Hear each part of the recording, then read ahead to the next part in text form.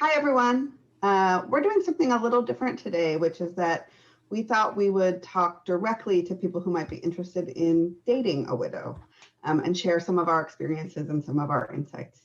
So my name is Amy. I lost my husband, Peter, in April of 2020. And I'm Becca. My husband, Matt, died in May of 2016. My name is Kelly. My husband, Chad, passed away in August of 2019. And my name's Mel, and I lost my person in November 2019.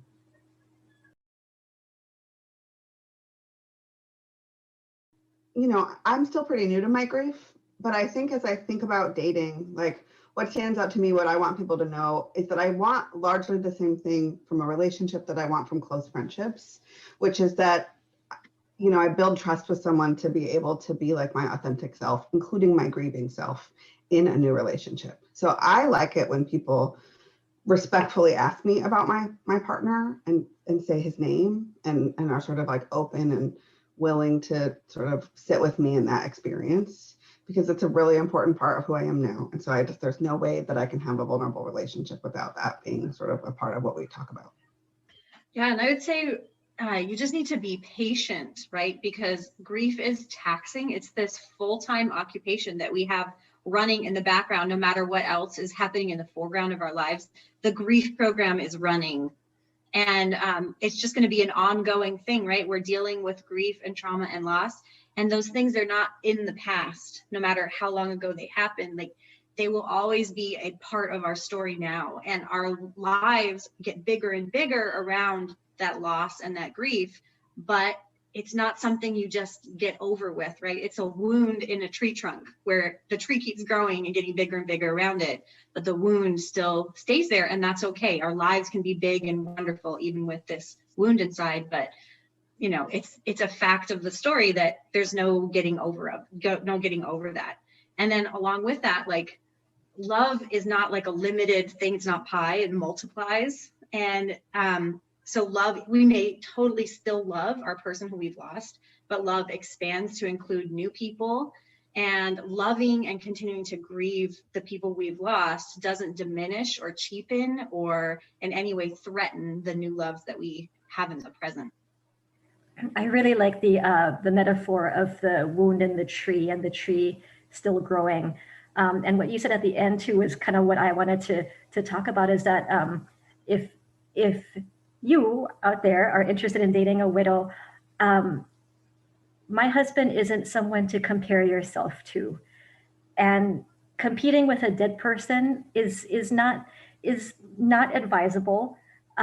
You're two separate people, and I think anyone who wants to date a widow needs to understand that it's not something for the insecure. It's something for someone who's confident in themselves, who can maybe walk into a home and still see pictures of our people up on the walls, or reminders of them on the shelves, and understand that doesn't, it's not a threat to you, that we still love our people, and that this wasn't a breakup, that his passing wasn't a breakup, and it wasn't a divorce, and that I will always carry him with me. But I don't see that as any type of a threat to new relationships. Thank you for saying that, Kelly. Yeah, I don't advise anybody to try to compete with my person. I think another aspect to this is, along with grief, a lot of times widows also have trauma. And one of the things that they've researched a lot with trauma is that when you are at a point where, you know, as you say, like this wound that's here, like it's in the tree, and you're growing past it, like that's grief, but that's also trauma work that's happening, is the ability to grow post-trauma. The research all showed that you need more intimacy, not less. So if you think that you're going to come to widow and be like, oh, she gets all my wounds and blah, blah, blah. Sorry, like, come to the table with your own good work done around that trauma. Because we're doing a lot of work too. And we might be able to be good partners, even better partners. And we can be really empathetic. but we're not going to do any of that work for you. We have a lot of work that we're doing, and come to the table, honestly, being really responsible for your own mental health and your own well-being and your own ability to have a big, beautiful, wild heart, because we're doing everything we can to keep our hearts big and beautiful and wild. And if you really want to date a widow, I think that that's something that can be expected of you.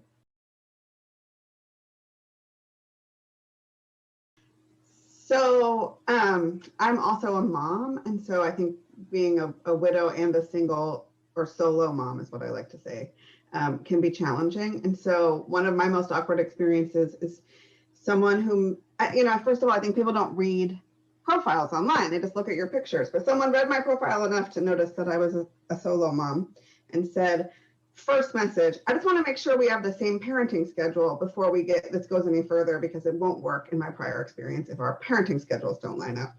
And in sort of like my grief and my dark humor, my response was, well, my parenting schedule is all the time because it's really hard for my husband to help because he's dead. So that's my story. Which I think just reveals, like, I just want people to pay attention. I'm just used to being in a relationship where my partner pays attention and was careful. And I just need people to be careful with me. Yeah. Oh, that's so good. So along with this kind of humor, my kids and I have like a really, really dark sense of humor about death and about suicide and about their dad. So we make jokes about things that we have no right to be making jokes about, right? But so I was dating this very nice girl, and she heard us talking this way, and she started talking negatively about my husband and making jokes. And I was like, nope. And I appreciated that she was being sympathetic and like wanted to get in on like the family vibe. But I was like, nope, that's out of bounds. My kids and I can complain about him, and we can make like really dark kind of jokes about this sort of thing, but like coming in from the outside, you guys just need to make sympathetic noises. Just be sympathetic, just be understanding, and we're going to just wallow and be a little bit weird about this. So we can say mean things about him, but you can't. In my case, it's similar to Amy's, where an awkward moment was messaging with someone on a dating app who obviously hadn't read my profile. And I think so many people just look at pictures. And so he asked me what I was looking forward to that weekend. And I said, I'm really looking forward to seeing my stepson, because we're going to go over and visit him. And his response was, stepson, what? Are you married? And he had the 3 laugh crying emojis in a row after that. And I responded and said, well, I was, but my husband died. And it's like, why? What is so difficult about reading a profile? They're not very long. At least read the main information, because usually one of those top lines is, divorced, single, widow, one of the top lines. And it says right there on my profile, widow. But awkward situation, just read people. I would say another one that got me is there's been times where people are very uncomfortable with the grief. And so they won't say just, I'm really sorry, and kind of like wait for my response. They don't want that pause. So they'll go straight in with yeah, that's just like my divorce. And I was like, and I'm half Texan. And so when I get mad, that's very apparent. And so I was like, let me tell you something about divorce versus widowhood. I've done both. Like I get really sassy really fast. And that is awkward. Like I've been through a divorce. A divorce is hard. It rocks your world. It rocks your foundation. It is nothing like losing your person like that. So get comfortable with being a little uncomfortable, and like we said before, like have the self-esteem to do that.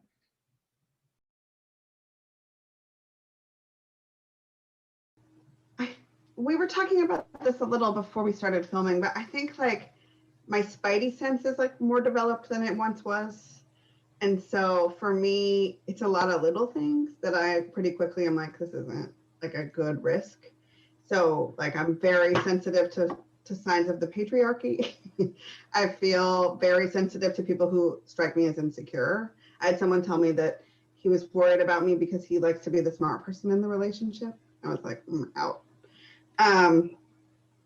And so I think just trusting that, like where my 20-year-old self might have been like, oh, well, maybe I can be different so you'll like me. My new 40-year-old widow self is not interested in any of those shenanigans. So I think I was married forever. I got married when I was 22, and then I was married for 13 years. And I think I was pretty naive going back into dating. And I got into a pretty serious relationship. And it was like 2 years after my husband had died. And I was just crazy about this guy, and he really loved me and he loved my kids, and he said all the right things. And then he started to do this thing where he would tell the kids he was going to do something for them, and then he just wouldn't do it. It was just one thing after another where it was, he'd make a promise to the kids and then he'd bail. And gradually it was like, this is kind of the hill that this has to die on. You can't break my trust. Don't break my trust, and don't go anywhere near breaking my traumatized kids' trust, right? Like that's got to be the number one big flag now for me, is say what you mean what you say.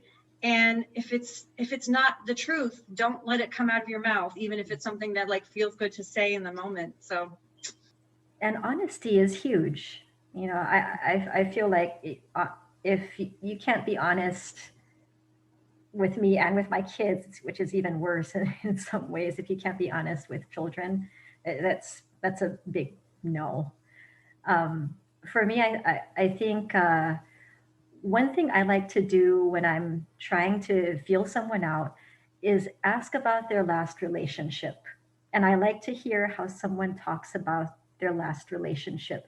And what I like to listen for is if they have any accountability in what happened and why the relationship didn't last. Because for me, a big red flag is victim mentality. And that's one of the big energy drainers in anyone, in potential friends or people I'm dating. Or I want someone who's self-aware and who can admit their wrongs and learn from them and better themselves. But I think it's really difficult to do that when you can't even admit the wrong, because everything bad was the fault of someone else. I would say a big flag for me is I have consistently all over the world found curiosity to be a very strong indicator of self-esteem. And so if you're a person that is like not curious, not interested in my experience, like not curious, not interested in my person at all, and I don't mean like asking a bajillion questions, but just being like, if I say something about him, be like, oh yeah, that's an interesting story, or like wanting to hear. If you're not interested at all, I'm a little bit curious about your level of self-esteem. On the other hand, another red flag though would be that some people are a little bit into tragedy porn. Mm-hmm. They really want to hear how it was so bad and you were broken and like, oh my God, and how did he die? Like exactly like, no, I don't trust you yet. You don't deserve that story yet. Your job is to sit here and show up as a whole person and earn that trust. And until that happens, why do you think that you get the interesting details? This isn't a binge-worthy Netflix show. I'm not here for your entertainment, right? Like, I did a lot of work to be able to like bother to do this anyway, let alone put on the black eyeliner and like come out and find the perfect distance place so I'm not going to get COVID in the middle of a damn pandemic. Like, I've done a lot of work. So what I'm going to go ahead and expect from you is that you understand that you have to show up and you have to be that person to earn trust. And if you start kind of in wanting to be like weird about my show, or you just can't listen to it, then like I have so many better things to do. You just don't if you haven't walked through that valley. Oh, why have I been so blind to see that the ones we hurt are you and me? I really want this in the video. Please don't edit this out. Yeah. It's gotta end.